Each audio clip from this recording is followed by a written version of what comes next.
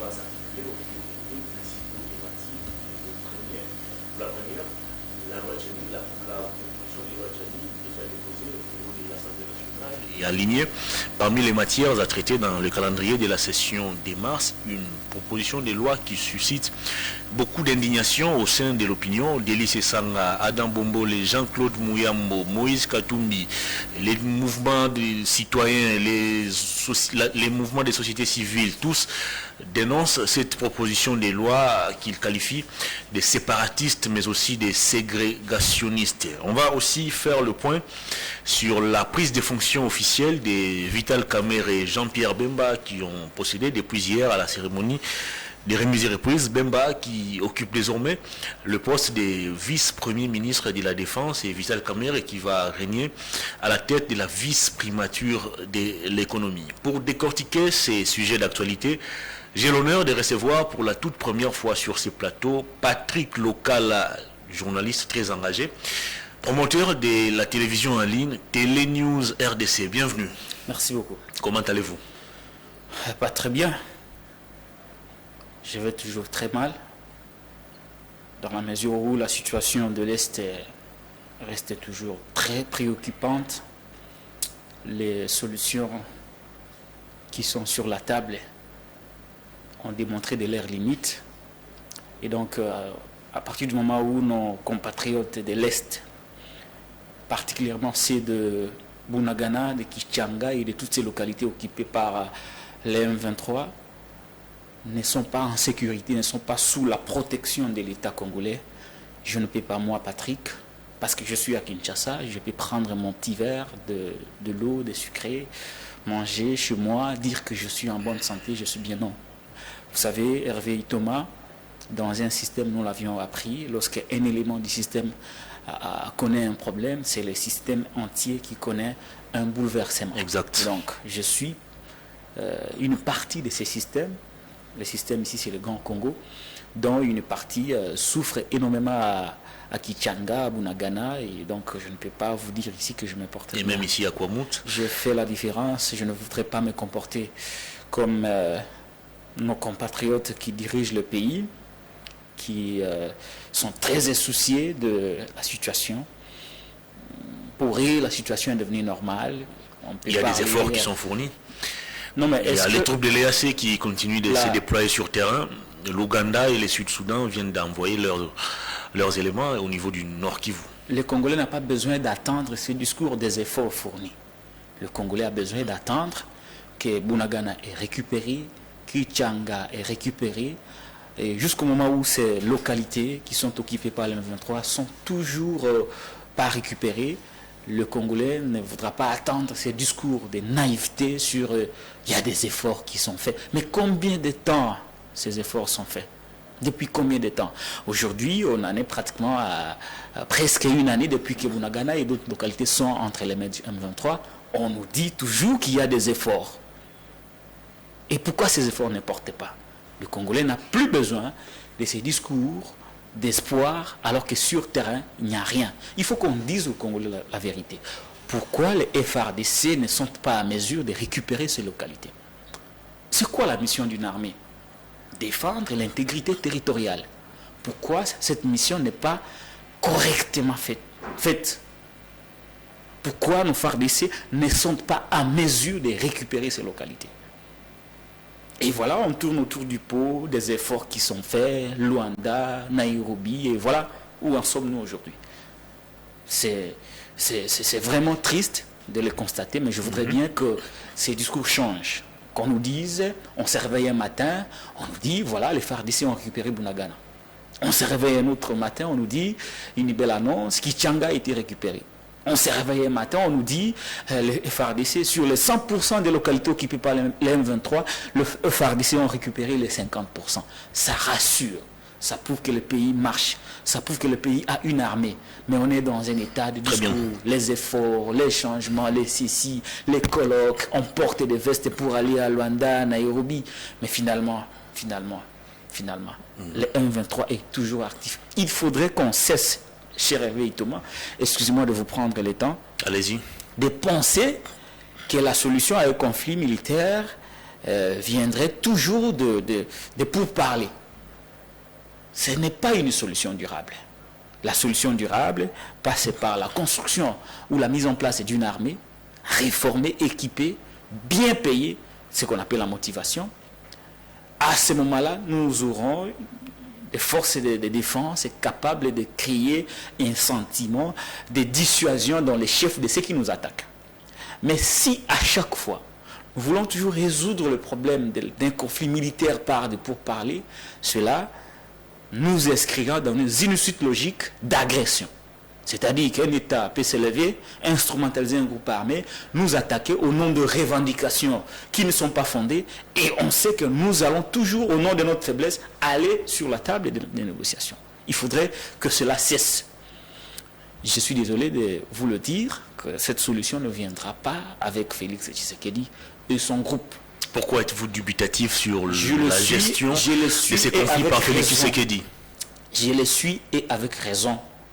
Félix Tshisekedi a eu ce pays, ça fait aujourd'hui 4 ans et demi. A-t-il été à mesure de garder les pays tels que Kabila les lui a donnés? Je réponds par non. Pourquoi? Parce qu'une partie du pays est occupée, alors que lorsque il a reçu le pays des mains de Kabila, le pays n'était pas occupé. En 4 ans, il n'a pas pu, ne serait-ce que commencer la mise en place d'une armée républicaine. Alors comment voulez-vous que je puisse lui donner du crédit alors qu'il ne lui reste que à peu près 9 mois? Vous pensez qu'en 9 mois, Félix Tshisekedi peut être capable de faire ce qu'il n'a pas pu faire à 4 ans? C'est là le raisonnement. Je dis qu'il ne sera pas à mesure. Non seulement qu'il n'est pas à mesure, mais il ne donne pas de signaux. Il ne donne pas de signaux de quelqu'un qui a la volonté de mettre en place une armée véritablement républicaine.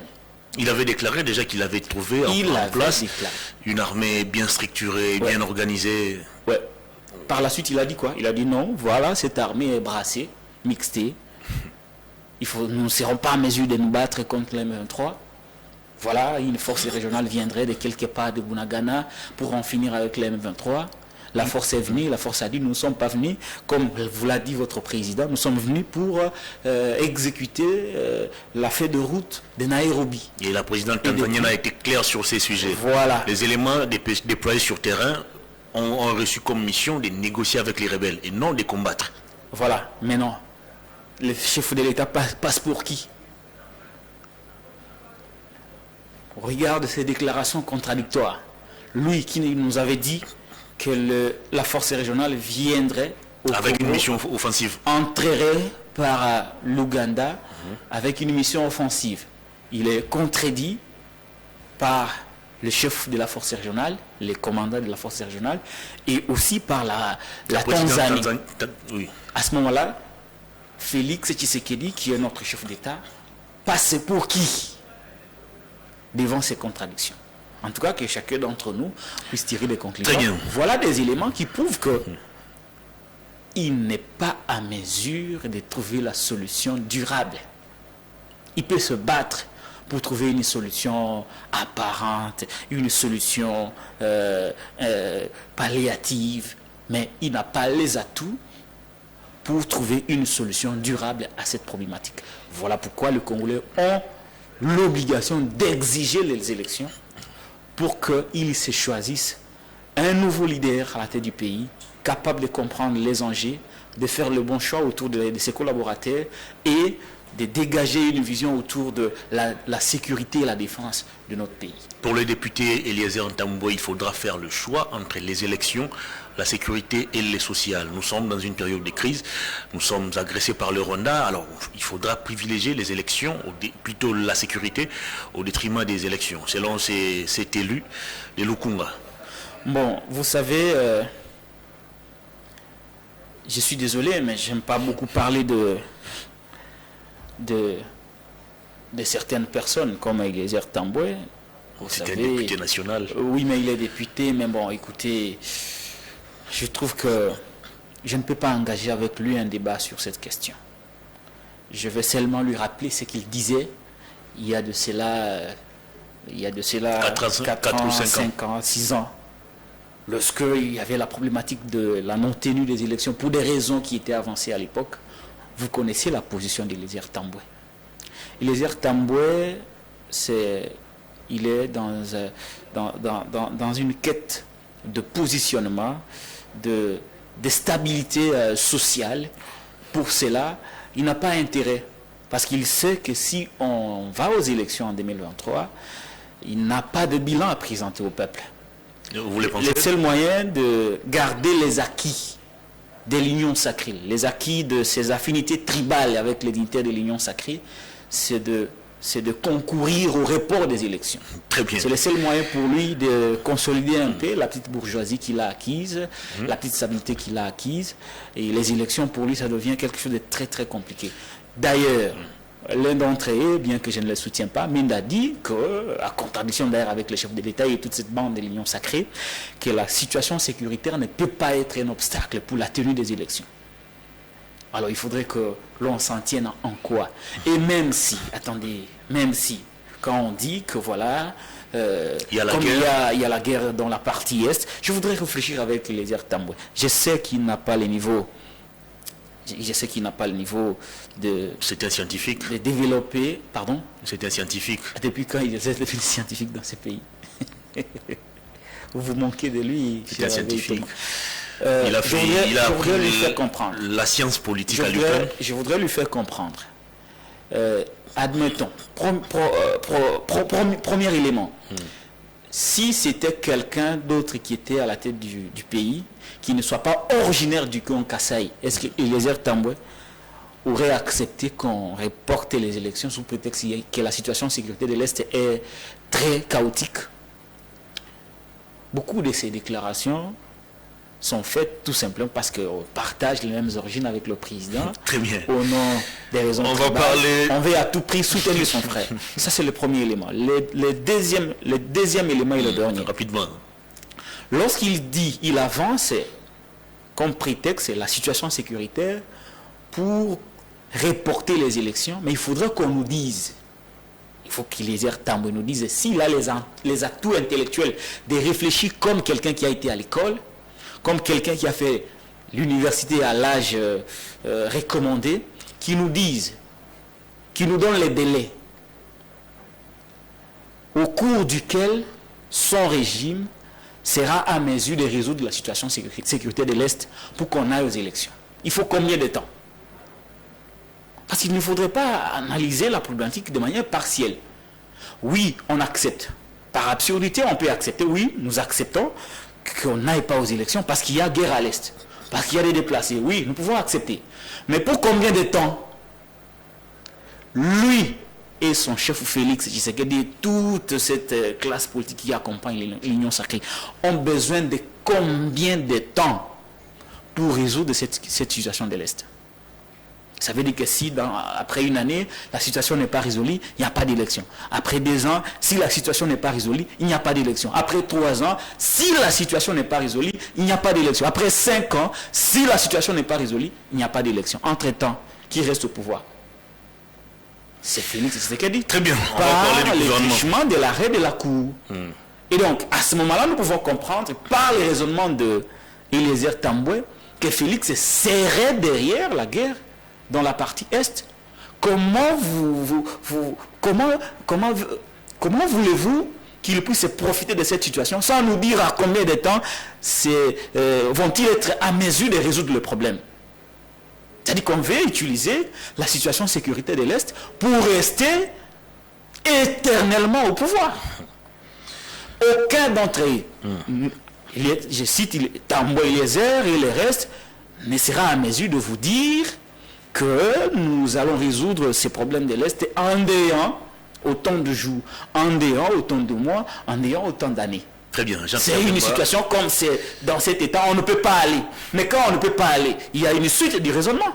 Jean-Pierre Bemba a pris officiellement ses là fonctions. Où il y a des gens qui réfléchissent science, qui réfléchissent politique, il ne faut pas inviter. Ce n'est pas tout le monde qui s'invite à la table des scientifiques. Eliezer n'a pas les atouts pour pouvoir réfléchir sur un débat politique. Il n'a pas ces atouts-là. Il ne faut pas lui demander mieux. Il dit ce qu'on lui a donné. Très bien. En dépit de ce qu'on On va a évoluer, dit, cher Patrick. En dépit de ce qu'on a dit à Eliezer Tambodé, il n'est pas capable de développer un autre raisonnement. Qui nous dise, il faudrait combien de temps pour que la situation soit résolue afin que nous allions aux élections. C'est cela la problématique. Très bien. Jean-Pierre Bemba a pris officiellement ses fonctions. On entend beaucoup de cet ancien rebelle. Pour certains, c'est Jean-Pierre Bemba qui comprend mieux les langages des rebelles. Et avec lui, on peut espérer que cette guerre puisse prendre fin. Vous faites quelle analyse aujourd'hui de la nomination de Jean-Pierre Bemba à la vice-primature de la Défense? Bon, vous savez, Hervé Itoma, de manière générale, je ne voudrais pas me comporter comme Eliezer Tambwe, qui fait des analyses de manière partielle.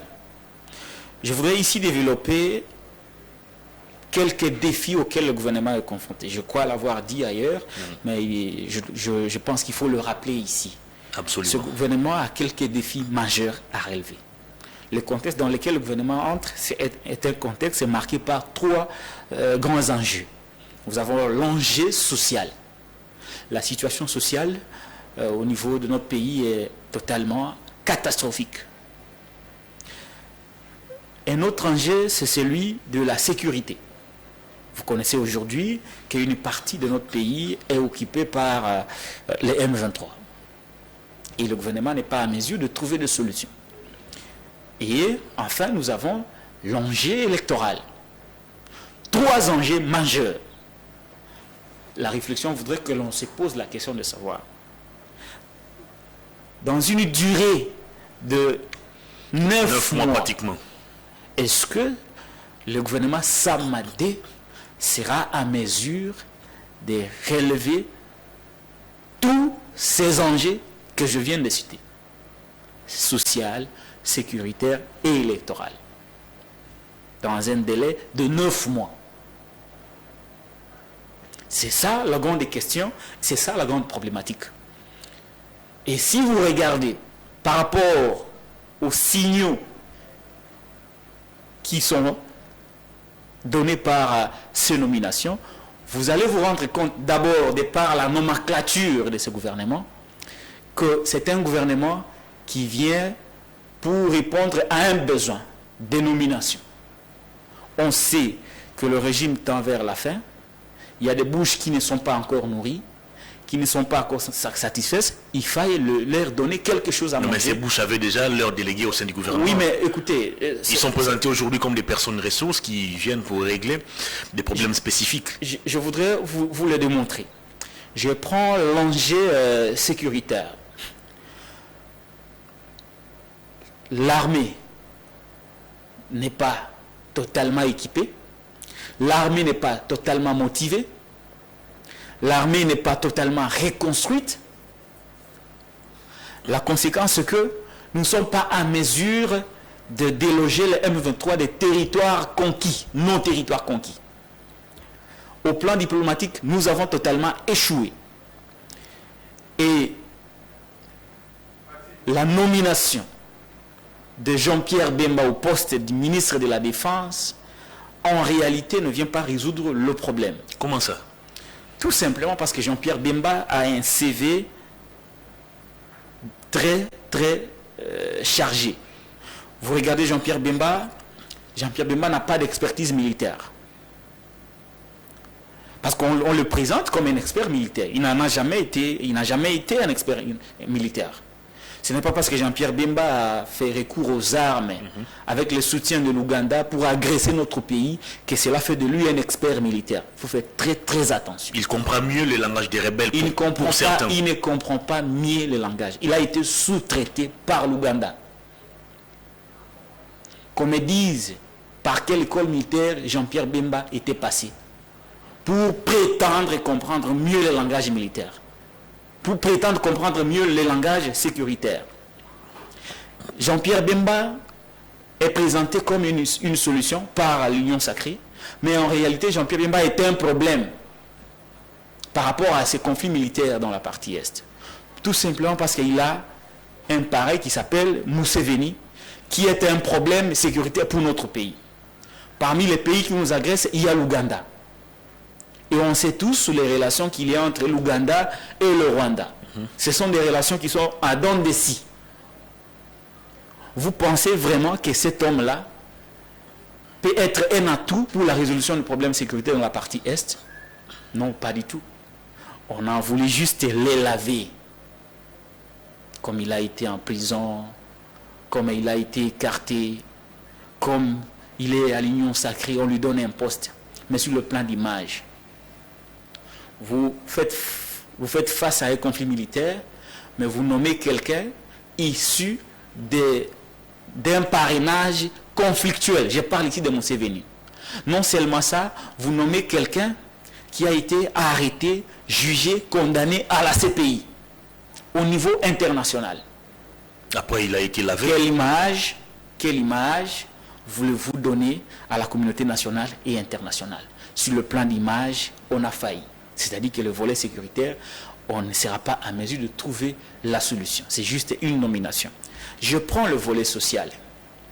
Aujourd'hui, la dépréciation du franc congolais face au dollar, et on nous présente Vital Kamerhe comme la solution. Qui ne sait pas... Il maîtrise l'économie. Vital Kamerhe, si, il a été à l'université, oui. Je ne peux pas le lui refuser. Si je refusais à Tamboué les statuts de scientifique, d'intellectuel, je ne peux pas le faire autant pour Vital Kamerhe. Ça, je le reconnais. Mais seulement Vital Kamerhe a été impliqué dans une affaire de détournement. Vous vous rappelez avec moi, Hervé Itoma, que Kamerhe a été arrêté, jugé, condamné. Et puis acquitté. Attendez, condamné. Mais avant qu'il ne soit acquitté, c'est le président de la République qui dit à l'est du pays que Kamerhe était un homme honnête sérieux et correct.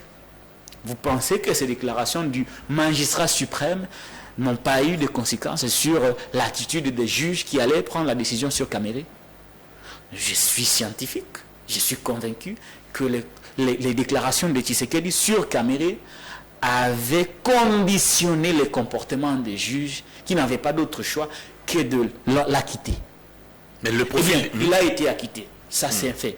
Mais... Le profil des Kamerhe comme économiste, est-ce qu'il ne correspond pas attendez, pour résoudre tous les problèmes il y a un problème aujourd'hui? d'image. Il y a un problème d'image. Il a été acquitté, oui, d'accord. Mais l'argent a été détourné. Qui avait jamais détourné, retrouvé. Qui avait détourné cet argent? Qui? Vous savez, Hervé Thomas, vous pouvez être acquitté par des juridictions naturelles, des juridictions étatiques, allais-je dire, mais devant les tribunaux de l'histoire, lorsqu'on a été voleur, on le reste toujours. Et aujourd'hui, le juge Yanni est mort, l'argent des Congolais détourné, toutes les personnes citées dans cette affaire acquittées, mais l'argent n'est jamais retourné au trésor public. Vous voulez que les Congolais demandent des comptes à qui? Sur le plan de l'image, ce gouvernement n'est pas crédible. Vous prenez un autre, Moussa Nyamwisi, encore un autre, nommé par Félix Tshisekedi.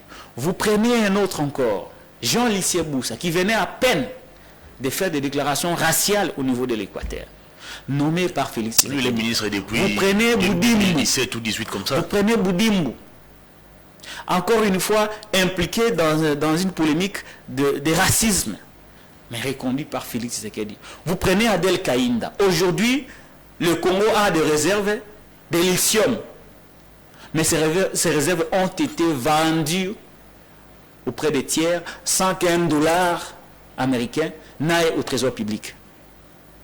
Une telle dame, elle est au gouvernement reconduite par votre président Félix Tshisekedi. Notre président. Vous prenez Liaou, qui est tombé dans un scandale des arrêtés. Le cerveau d'État. Vous n'avez pas vu comment il a été corrigé par la presse, par RFI, par alternance.cd, dans cette affaire des listes. Il s'est ravisé, il a corrigé, mais reconduit par Félix. Vous prenez Tony Mwaba ici. Vous connaissez les scandales qu'il y a eu. Le gardien de la gratuité. Mais reconduit. C'est un gouvernement alimentaire. Les Congolais n'ont rien à attendre de ce gouvernement parce que c'est un gouvernement totalement alimentaire. L'enjeu électoral, déjà que l'on voudrait se servir de la situation sécuritaire dans la partie Est pour conditionner la tenue des élections. au moment où le régime voudrait capitaliser l'insécurité dans la partie est du pays, pour justifier les reports des élections, vous pensez vraiment que la solution sera trouvée à la question de l'Est? Et entre-temps, l'enjeu électoral, qu'est-ce que Denis Kadi m'a dit? Je vous développe les 3 enjeux auxquels le gouvernement est confronté et je vais finir par conclure qu'ils ne seront pas à mesure de trouver des solutions aux problèmes des Congolais. Déjà, Denis Kadi m'a vous dit que sur un budget de 600 millions de dollars américains, au cours de l'exercice 2022, il n'en a reçu que 400 millions. Et le budget de cette année, il n'a reçu aucun rang. C'est-à-dire depuis le mois de septembre jusqu'à aujourd'hui, la CENI n'a reçu aucun rang du gouvernement de la République pour les opérations électorales. Et lorsque les fonds n'arrivent pas, vous pensez que les opérations vont évoluer? Encore une fois, les finances posent problème. Les finances posent problème parce que le gouvernement ne veut pas donner de l'argent. La sécurité pose des problèmes parce que le gouvernement Félix voudrait se servir de la situation d'insécurité Peter Kazadi pour sécuriser le processus électoral. Les nouveaux VPM de l'intérieur. Toute analyse faite, vous comprendrez avec moi que ce gouvernement ne sera pas à mesure de relever ces 3 défis, je rappelle, les défis sécuritaires, les défis sociaux et les défis électoraux. Très bien. On va parler de la loi Tchani. Depuis un moment, cette proposition de loi suscite plusieurs réactions au niveau de l'opinion nationale et même internationale. J'ai vu des acteurs politiques réagir sur cette affaire. J'ai vu des associations de la société civile s'est prononcé aussi sur cette affaire. Pratiquement tout le monde s'oppose aujourd'hui contre cette proposition de loi, excepté quelques membres de l'Union sacrée qui estiment que c'est une décision salvatrice qui va éviter à la RDC d'être de nouveau infiltrée. Vous, comme journaliste, vous faites aujourd'hui quelle lecture de cette proposition de loi? D'abord, c'est une problématique très complexe, cher Veille Thomas. Je vais rappeler ici qu'il n'y a pas d'opportunité de mettre en place une loi qui exclut une catégorie de Congolais. La loi fondamentale que nous avons aujourd'hui, la Constitution, a été mise en place pour résoudre quelques problèmes auxquels les Congolais étaient confrontés, notamment les conflits armés, les conflits communautaires, les tribalismes et tant d'autres tares qui freinaient l'élan du développement de la RDC. C'est comme ça que les Congolais se sont retrouvés à Sun City pour mettre en place ces pactes républicains, notamment pour résoudre les problèmes de nationalité. Parce qu'il y a des Congolais qui s'estimaient être exclus et à ce moment-là, ils faisaient recours aux armes pour revendiquer, faire attendre leur voix. C'est comme ça que ce pacte républicain a été mis en place. Et la question de la nationalité était réglée. La loi dit clairement, à travers son article 10, on définit qui est Congolais et qui ne l'est pas. On définit qui est Congolais d'origine, qui est Congolais par naturalisation, qui est Congolais par le droit, le ius soli. Tout est défini. Il y a toute une loi organique sur la nationalité congolaise. Y a-t-il un besoin de mettre en place une loi qui vient corriger ce qui est déjà arrêté par les Congolais? Oui, c'est par rapport à ce qu'on dit l'infiltration. Il y a un besoin selon Noël Tchani. Selon Noël Tchani, il y a un besoin. Mais selon beaucoup de Congolais, j'en fais partie de ces Congolais d'ailleurs, il n'y a pas d'opportunité, il n'y a pas de besoin. Aujourd'hui, problématique de l'infiltration. Vous savez qui ont développé ces discours de l'infiltration au Congo? Il faut le rappeler. C'est l'UDPS. Pendant 38 ans, j'ai balancé tout récemment la photo d'Étienne Tshisekedi avec Azarias Ruberwa et d'autres rebelles. Avec d'autres rebelles. Alors qu'ici, on a développé pendant 38 ans une rhétorique anti-rwandais. Mais quand c'est les autres, c'est bon, c'est mauvais. Quand c'est lui, non, c'est légitime. Mais pour les mêmes Rwandais. On nous a développé ces discours pendant 38 ans. À mon humble avis, je pouvais considérer l'UDPS comme une alternative contre cette problématique de l'infiltration. Dans la mesure où, à partir du moment où ils arrivent au pouvoir, ils ont les manettes, ils ont les léviathans, ils ont les commandes de l'État, ils allaient procéder tout de suite par l'assainissement de l'État, surtout dans ces volets infiltration. occupation. Depuis que l'UDPS est au pouvoir, combien de Rwandais ont été arrêtés, ramenés chez eux au Rwanda? Combien d'infiltrés ont été arrêtés, ramenés chez eux au Rwanda, en Ouganda et au Burundi? Depuis qu'ils sont là, 4 ans, personne n'a été arrêté. Alors, ils ne sont pas en mesure de voir ces infiltrés pendant qu'ils gèrent. Ils avaient la capacité de voir les infiltrés alors qu'ils étaient en dehors de la gestion. Une fois dans la gestion de l'État, on ne voit personne comme infiltré. Mais on voudrait quand même protéger certains postes appelés postes de souveraineté. Ce qui est plus facile, c'est d'aller enquêter dans l'armée parce qu'on dit que l'armée est brassée. Il y a des Rwandais dans l'armée. Il y a des Rwandais dans les services de renseignement. Ça, c'est plus facile, non? Il y a des Rwandais dans les structures de l'État. Ça, c'est plus facile à faire. Ça, ce n'est pas une présomption parce qu'ils l'ont dit, ils l'avaient déclaré. C'est plus facile à le faire, activer la justice, le ramener devant les cours et tribunaux ou les renvoyer chez eux. C'est plus facile à faire. Mais on nous sort un postulat comme quoi on veut lutter contre l'infiltration en verrouillant l'accès à certaines fonctions étatiques. Mais alors, Hervé Thomas, on ne peut pas refuser à un Congolais le droit d'initier une proposition de loi. Mais parlons de la procédure, je voudrais bien parler de la procédure. Allez-y. Noël Tiani a un droit de faire sa loi. Mais seulement, il faudrait que la procédure soit respectée. Je rappelle ici, Hervé Thomas, que cette loi a été déposée, je crois, en 2021. Je crois bien. Exact. Et après que la loi ne soit déposée au bureau de l'Assemblée nationale, le bureau de l'Assemblée nationale a envoyé la loi auprès du bureau d'études de l'Assemblée nationale. À la suite des études sur la loi dite de père et de mère portée par les députés Ntsing et Pouloulou, l'avis du bureau d'études était que la loi Tiani était inappropriée et qu'elle violait systématiquement certaines dispositions de la constitution de la RDC. Par voie de conséquence, le bureau d'études avait demandé au bureau Bosso de rejeter la loi. C'est ce qui fut fait. Qu'est-ce qui a changé en 2 ans pour que le bureau Bosso puisse cette fois-ci recevoir la même loi? À ce moment-là, la loi a été écartée. Aujourd'hui, nous sommes surpris de voir qu'au cours de la plénière de la validation du calendrier des matières de l'Assemblée nationale, la loi n'a pas été inscrite dans le calendrier. On a demandé à Ntsing Pouloulou de présenter les accusés de réception, mais il vient avec un accusé de réception de 2021. Il ne fait pas une lettre de rappel pour dire j'avais déposé une loi, mais il n'y avait pas de suite favorable et je voudrais que cette fois-ci, vous accordiez une attention particulière sur notre proposition de loi. Il ne présente pas une lettre de rappel. Il vient avec l'ancien accusé de réception sur lequel on acquise pour la 2e fois la réception.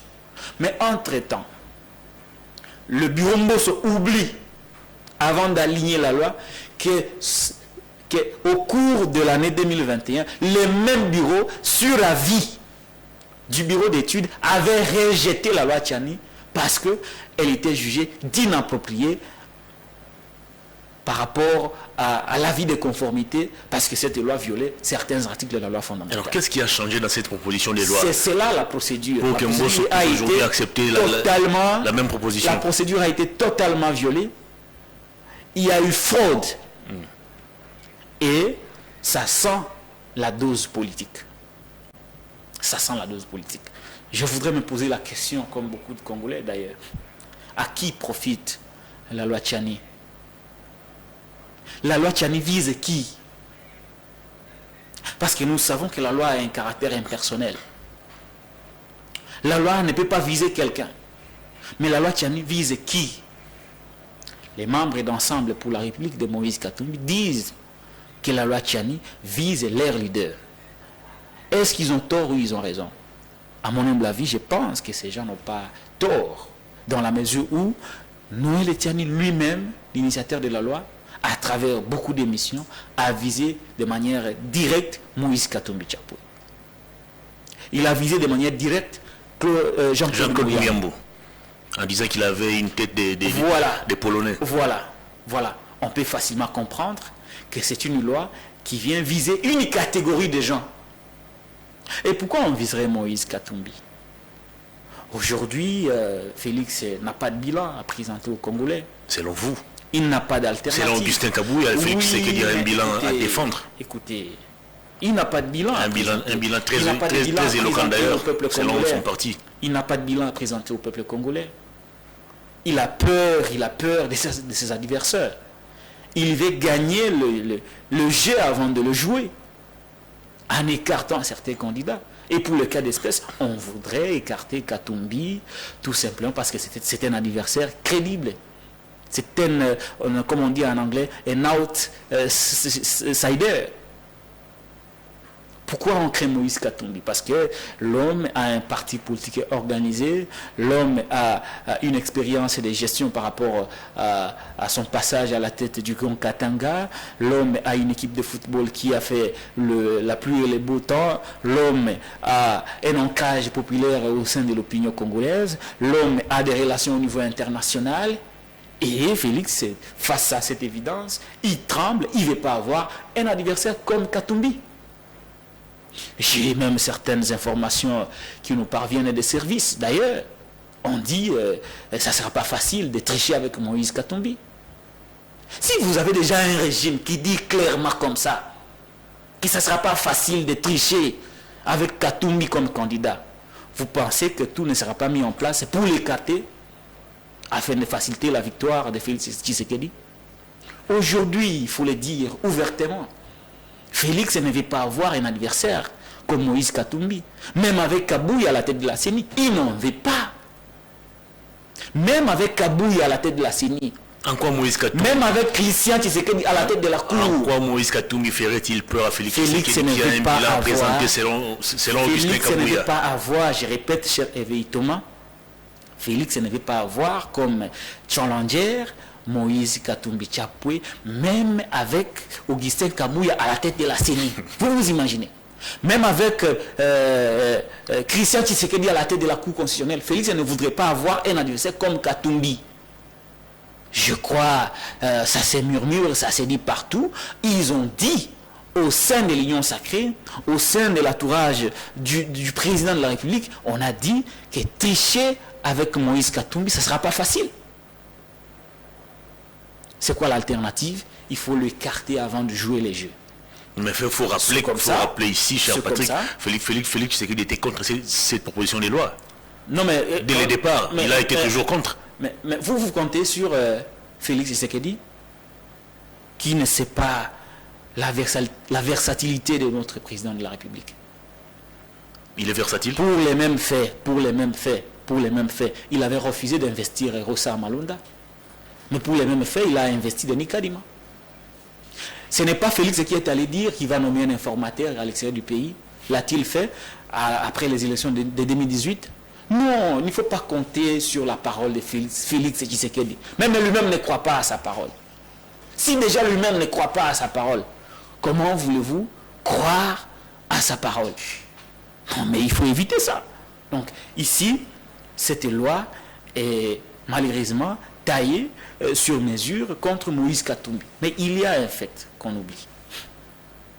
Je voudrais toucher des sensibilités. Allez-y. Qui ne sait pas qu'à l'époque, les peuples katangais étaient très opposés au peuple kassaïen. Il y a eu même un grand conflit communautaire à l'époque, vous vous rappelez.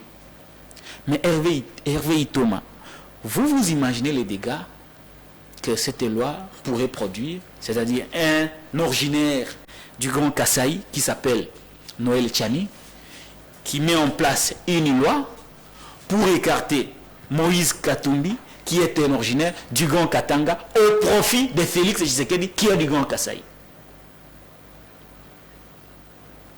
Et j'en veux pour preuve, vous avez vu des déclarations communautaires qui commencent. La Fondation On risque de réveiller le vieux démon. Les ONG des droits de l'homme. Je parle des déclarations communautaires. Je ne parle pas des ONG. Oui, j'ai vu la Fondation Katangaise, par exemple. La Fondation Katangaise s'est exprimée. On risque de réveiller le vieux démon. Un originaire du Grand Kasaï qui met en place une loi pour écarter Moïse Katumbi, qui est originaire du Katanga, au profit d'un originaire du Grand Kasaï qui s'appelle Félix Tshisekedi. On voudrait éclater le Congo par un conflit communautaire. Vous savez les dégâts que les conflits communautaires entre le peuple du Katanga et ceux du Kasaï avaient causé à ce pays? Et pourquoi Félix veut jouer à ces jeux, veut jouer avec le feu? Mais Félix est contre cela. Il n'est pas contre. Il n'est pas contre. Il s'est exprimé déjà sur cette question, contre. cher Patrick. Si les chefs de l'État s'étaient exprimés contre, pourquoi ça passe? C'est porté par qui? Par sa famille politique. C'est le principe de séparation du pouvoir. Je voudrais ici rappeler, parce qu'il y a des détails que beaucoup de gens oublient, cher Réveil Thomas. Ce qu'on nous présente, on nous a dit que l'union sacrée était une majorité parlementaire. C'est-à-dire que nous supposons qu'ils se concertent avant, parce que ce sont eux qui gèrent l'État, ils se concertent avant sur les réformes à apporter, et une fois que les options sont levées, sous la bénédiction de Félix Tshisekedi, on amène ça au bureau Mbosso pour passer à l'exécution. Vous pensez que Félix n'était pas au courant avant que Tingi Pouloulou et Noël Tchène ne viennent au nom de l'Union sacrée déposer cette loi au bureau? Il est le premier responsable de cela. C'est pourquoi j'ai dit, ce que Félix est en train de faire, il est en train de jouer avec le feu. On a déjà oublié dans ces pays les conflits communautaires entre les Katangais et les Kasaïs. Ce qu'il fait, il est en train de réveiller le vieux démon. Je voudrais me poser cette question, cher Réveil Thomas. Félix n'est-il pas en train de jouer le jeu de l'ennemi? En faisant quoi? En voulant faire passer une loi qui sépare. Mais est-ce que c'est Félix Tshisekedi qui veut faire passer cette proposition de loi, cher Patrick? Je vous démontre. Ici, il y a la dimension technique et la dimension politique. Je vous ai dit que l'Union sacrée est aujourd'hui majoritaire au niveau du Parlement. L'Union sacrée ne tient jamais des réunions. Ça, c'est Moïse Katumbi qui nous avait dit. Ça, c'est vous qui l'avez dit. Il n'y a jamais des réunions. On discute jamais. Sur le plan de principe, nous savons comment fonctionne une majorité. Nous savons comment fonctionne la majorité présidentielle. On ne le dit pas assez, mais c'est comme ça. Ce sont eux qui gèrent le pays. Ils sont censés se concerter. Nous supposons qu'ils se sont concertés au niveau de l'Union sacrée. L'option a été levée sous la bénédiction de Félix Tshisekedi. Pourquoi tout ce qui est posé en bien, c'est à son nom, et lorsqu'il s'agit de la loi, vous voulez dire que ce n'est pas lui qui est derrière ça? Cette loi est portée par qui? Par un membre de l'Union sacrée, par des membres de l'Union sacrée. Et qui est le chef de l'Union sacrée? Vous voulez me dire que Tingi Pouloulou s'est réveillé de lui-même pour porter la loi sans la bénédiction de Félix Tshisekedi? La responsabilité politique, qui doit la porter? Qui doit assumer la responsabilité politique de cette histoire? Parce que c'est porté par quelqu'un de l'Union sacrée. C'est Félix, cher ami. C'est pourquoi j'ai dit, au regard de ce qu'il veut réveiller, le vieux démon, pour opposer les deux communautés. Parce que vous vous imaginez, Katumbi n'est pas n'importe qui. Après le départ de Kyungu Wakumwanza, après le départ, après la disparition, la triste disparition de Kyungu Wakumwanza, après la triste disparition de Charles Mwando Simba, après le départ de Kabila au pouvoir, Kabila s'est réconcilié avec Katumbi et a propulsé Katumbi comme le leader, le représentant du Grand Katanga par rapport à l'avenir politique de leur coin. Katumbi aujourd'hui est un des plus grands leaders du Grand Katanga. Les Katangais se reconnaissent en Katumbi. Et vous pensez que un Kassaïen qui vient pondre une loi pour écarter Katumbi, vous pensez que la communauté katangaise va se taire sur toutes ces langues? Si ça passe, ils auront quel moyen pour défendre leurs frères? C'est pourquoi j'ai dit, on est en train d'attiser le feu des conflits communautaires. Et à quel moment? C'est pourquoi je vous dis, Félix n'est-il pas complice de la balkanisation de notre pays? Comment comprendre qu'au moment où une partie de notre pays est occupée par les 1-23, qui a le soutien du Rwanda? Comment comprendre qu'au moment où Kwamouth est perturbé, Comment comprendre au moment où la situation sécuritaire à Kinshasa est chaotique? Comment comprendre au moment où la situation sécuritaire au Katanga est chaotique que Félix vienne avec une loi séparatiste pour écarter une race, pour écarter une catégorie de Congolais? Alors que parmi les revendications principales du M23, c'est la protection des minorités. Ils se disent qu'ils sont minorisés, certains d'entre eux disent qu'ils sont minorisés, on ne tient pas compte d'eux, on veut les écarter dans la gestion de l'État. Conséquence, ils ont fait recours aux armes pour faire attendre leur voix. Très bien. Est-ce que Félix n'est-il pas en train de légitimer les revendications du M23? Si cette histoire passe, Félix passerait pour un complice dans la balkanisation de notre État. Je vous donne un exemple pour chuter chez Réveil Thomas. Cette expérience n'est pas vécue seulement au Congo. Vous avez vu ce qui s'est passé entre les Ivoiriens. Lorsqu'on a voulu écarter Alassane Dramane Ouattara sous prétexte qu'il ne serait pas totalement ivoirien. Vous avez vu les conséquences fâcheuses. Et vous pensez que le Grand Congo ne va pas s'éclater si on écarte Moïse Katumbi, on croit écarter un homme parce qu'on veut protéger un pouvoir, mais on oublie qu'il y a beaucoup de gens qui se trouvent dans sa catégorie. Il y a Martin Fayulu, par exemple, dont sa femme est camerounaise. Et vous allez dire aux enfants de Fayulu de ne pas être président dans ce pays. Au nom de quoi vous allez dire aux enfants de Fayulu qu'ils n'ont pas le droit d'être président dans ce pays? Parce que leur maman est camerounaise. Même à Jean-Pierre Bemba, dont le papa est portugais. Vous allez dire à Jean-Pierre Bemba de ne pas être président. Vous allez dire à ses enfants. Lui-même, Félix Tshisekedi, il a dit clairement que sa maman a des origines angolaises. Tous nos frères et sœurs qui ont eu des enfants avec d'autres peuples à travers le monde, vous allez leur dire que leurs enfants n'ont pas le droit de venir postuler à la présidence.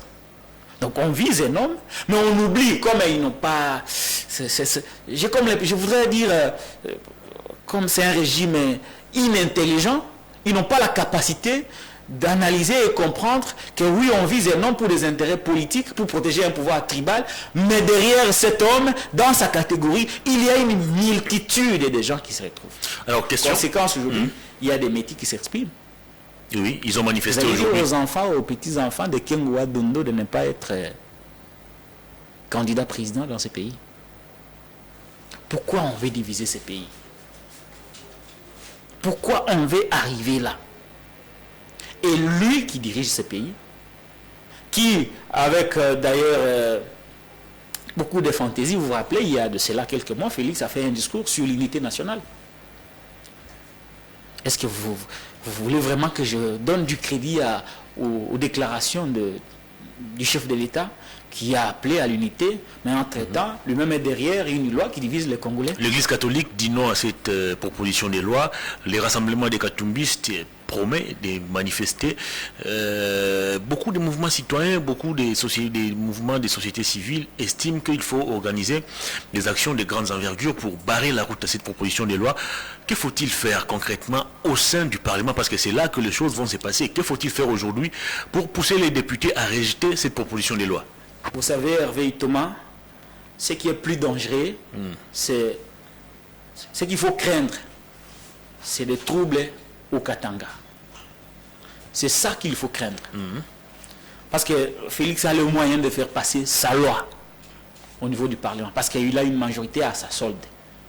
Mbosso, c'est pratiquement quelqu'un qui le manipule à souhait. Vous n'avez qu'à voir comment il a accepté de réintégrer la loi alors que son bureau avait déclaré la loi d'inappropriée. Donc on ne peut pas compter sur ce Parlement. Il y a deux choix. Soit Félix comprend que cette loi va diviser les communautés, la communauté katangaise et la communauté kassaïenne, avec des conséquences fâcheuses. Je vous donne les cas de ce que nous avions décrit à l'époque, les conflits communautaires entre Katanga et Kassaïen. On risque de vivre le pire. S'il a l'intelligence, il comprendra qu'il faut éviter et abandonner la démarche. Alors, s'il se décide de passer, de faire un passage en force au niveau du Parlement, la loi pourrait passer, il peut la promulguer, mais à ce moment-là, la communauté sera divisée. Il peut aussi surprendre la population.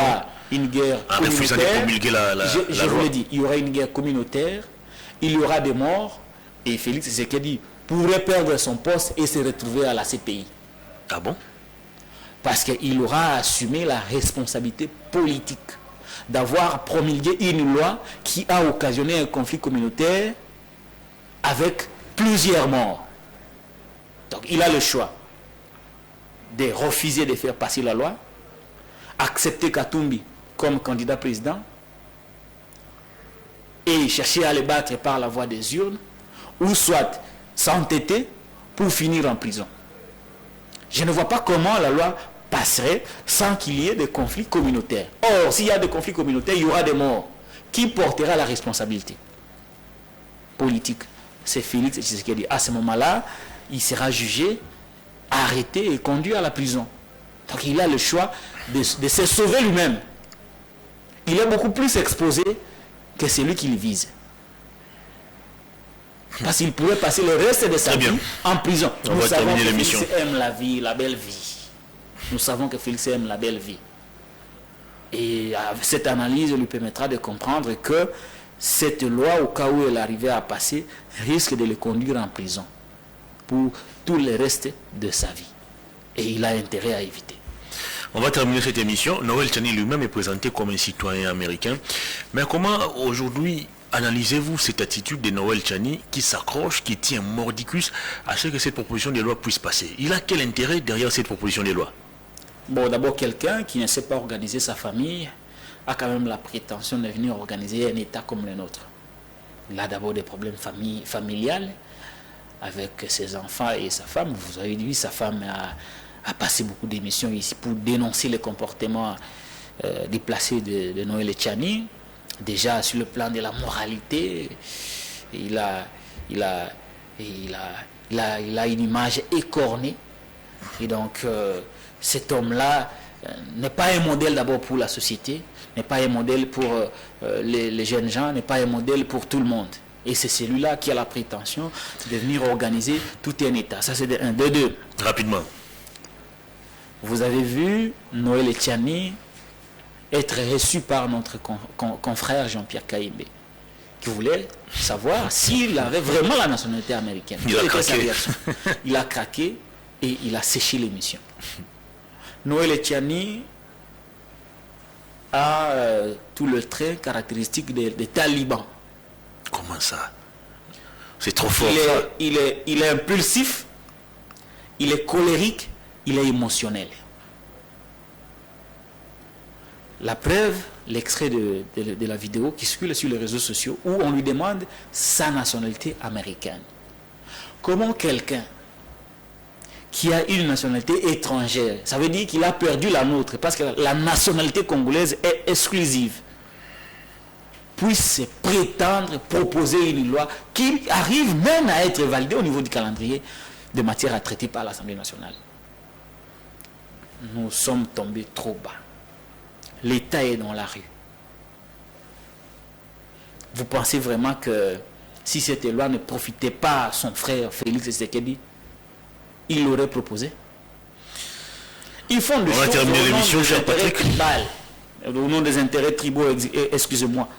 Ils font des choses au nom de... pour protéger les machis à Mouménon. Ils ne font pas des choses pour organiser la société. Semble-t-il, Noël Tchani a fait l'économie. C'est un expert des finances publiques. C'est un professeur même. Mais comment expliquez-vous quelqu'un qui quitte son domaine? Il n'a rien proposé là-bas. Non, il a proposé c'est un plan qu'il a copié. Le plan Marshall. Il a copié ça quelque part. La preuve, il n'en parle jamais. L'émission est terminée. Il a copié ça quelque part. Il est incapable de venir le reproduire ici au Congo. Quelqu'un qui quitte son domaine, mais il vient se faire expert dans un autre domaine. J'aimerais bien qu'il réponde quand même à l'invitation de Laurent Onyemba, qui sollicite un débat contradictoire autour de cette loi. Très bien. À ce Patrick moment-là, on va Lokala, voir qui a raison, qui a tort. Patrick Lokala, grand merci à vous pour votre disponibilité. Merci beaucoup, mais je voudrais dire un mot. J'ai vu les affirmations gratuites de Daniel Safou sur Jules Alinguete. Jules Alinguete. Les vieux Keïta. Ouais, je voudrais dire ici que Daniel Safou a menti. Il n'a pas dit la vérité. Ok. Qu'il ait le courage de dire aux gens que quand il appelait Jules Alinguete en secret, à ce moment-là, Jules Alinguete n'était pas un Sénégalais.